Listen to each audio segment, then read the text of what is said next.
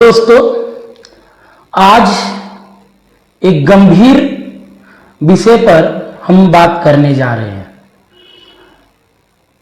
कल आपने सुबह एक खबर सुना होगा कि कल दोपहर में एक प्लेन क्रैश हुआ अहमदाबाद एयरपोर्ट, जो सरदार वल्लभ भाई एयरपोर्ट है गुजरात का, अहमदाबाद में।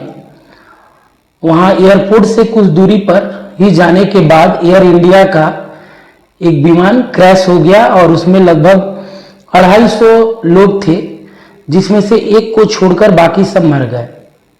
जो खबरों में मैंने देखा वही आपको बता रहा हूं। और वो प्लेन जो है एक मेडिकल हॉस्टल जो था, जिसमें कुछ लोग थे, जाकर उससे टकराया और वहां पर भी 50-60 लोग मरे। ये सरकारी आंकड़े हैं, वह उससे ज़्यादा हो सकता है क्योंकि लाशें मिलना बहुत मुश्किल है। एक प्लेन जब टेक ऑफ करता है तो उसको लंदन जाना था। उसमें फ्यूल यानी जो केरोसिन होता है, नॉर्मली जो प्लेन होता है वह डीजल या पेट्रोल से नहीं चलता है, प्योर केरोसिन से उड़ता है। प्योर केरोसिन, जिसकी 1 लीटर की कीमत 50 से 60 हजार लीटर होती है या उससे भी ज़्यादा, इसलिए प्लेन के टिकट का दाम इतना ज़्यादा होता है। वो भर्ती पेट्रोल केरोसिन यानी फ्यूल इंजन था, और जब टकराया तो ब्लास्ट किया और साथ में सब कुछ स्वाहा हो गया। एक आदमी बच गया, अब वो कैसे बचा वो तो ऊपर वाला ही जाने। लेकिन बात उस चीज़ की सिर्फ नहीं करने जा रहे हैं, बात और भी है।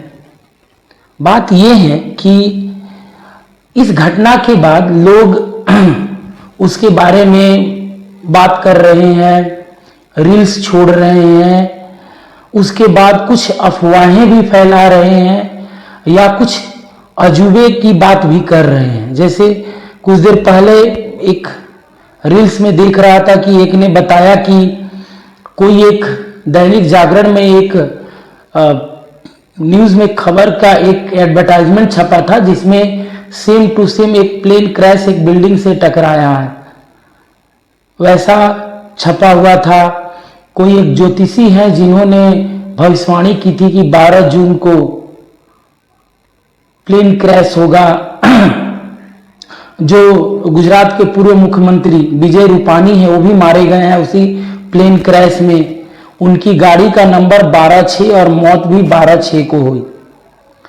तो ये सब घटनाएं को जोड़कर अपनी शायद वो लोग पब्लिसिटी के लिए, या हो सकता है ऐसा कुछ हुआ होगा, दिखाना चाह रहे हैं। लेकिन एक बात लोगों से कहना चाहता हूं, हमने भी फाइनल डेस्टिनेशन मूवी देखा है, जिसमें एक लड़की को प्लेन क्रैश के पहले सब घटना दिखाई देती है और वो कई लोगों की जान बचा लेती है, लेकिन बाद में धीरे धीरे सबकी मौत हो जाती है।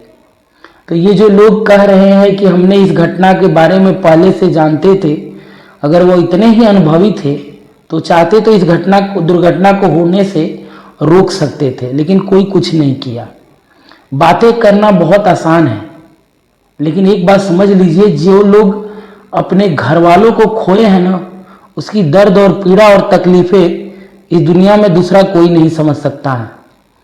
एक हमारे घर का अगर कोई बुजुर्ग व्यक्ति भी अगर गुजर जाता तो पूरा घर कई वर्षों तक शोक में चला जाता है, और उस व्यक्ति की भरपाई उस घर में कभी हो नहीं पाती है। उसका कितना नुकसान उस घर को उठाना पड़ता है।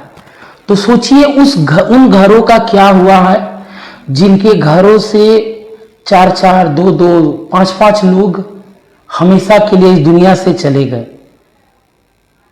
कई खबरों में सुन रहे हैं कि कई लोगों का पूरा परिवार खत्म हो गया, माँ बाप बीवी बच्चे के पूरा परिवार खत्म हो गया। लाशों को भी पहचाना नहीं जा पा रहा है क्योंकि लाशें पूरी तरह जल भुन गई है। डीएनए टेस्ट करके मिलाकर लाशें को पहचानने की कोशिश किया जा रहा है। हम लोगों में, आप लोगों ने सुना होगा कि दाह संस्कार करना बहुत ही जरूरी होता है, क्योंकि आत्मा को शांति नहीं मिलती है। लेकिन जिनकी पता ही नहीं चल रहा है कि वो लाशें किस अवस्था में हैं, उनका क्या होगा। तो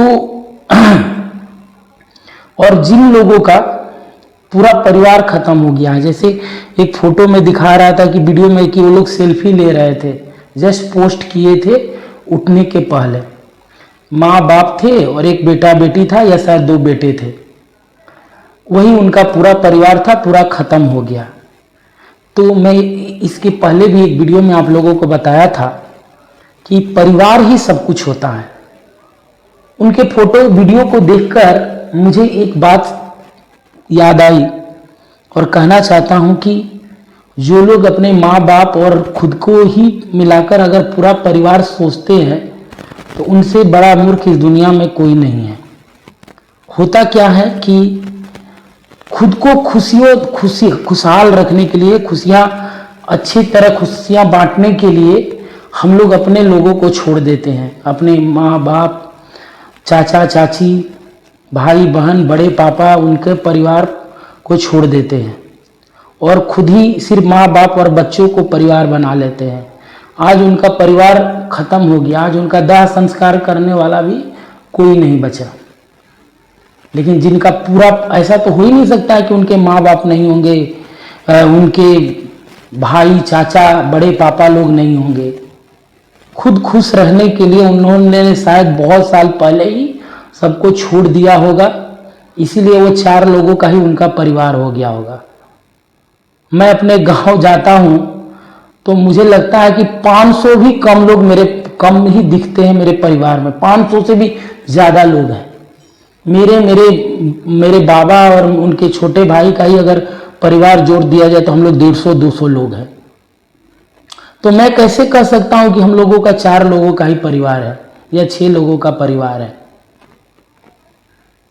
अपने को खुश रखने के लिए हम लोग जब अपने घर के लोगों को छोड़ देते हैं, माँ बाप को छोड़ देते हैं, दादा दादी को छोड़ देते हैं, चाचा चाची को छोड़ देते हैं, बड़े पापा के लोगों को छोड़ देते हैं, गांव छोड़ देते हैं, गांव के घर बेच देते हैं, तो फिर तो एक न एक दिन उन सब चीज़ों की कीमत चुकानी ही पड़ती है।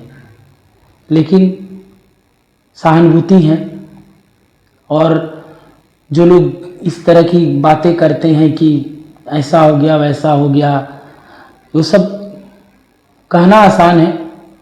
जब आप पर गुजरेगी तो आपको भी पता चलेगा कि किसी को खोने का क्या दुख होता है।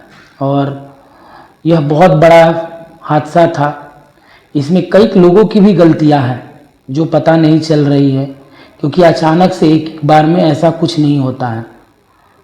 उसको नज़रअंदाज किया गया होगा, जिसका नतीजा निकलकर ऐसा आया। और इससे बहुत कुछ सीखने को मिलता है। फिल्मों में दिखाता है कि ऐसी घटनाएं घट गई, हकीकत में भी होता है, उसका उदाहरण आप देख ही रहे हैं। तो सावधान रहिए, सुरक्षित रहिए और परिवार के साथ रहिए।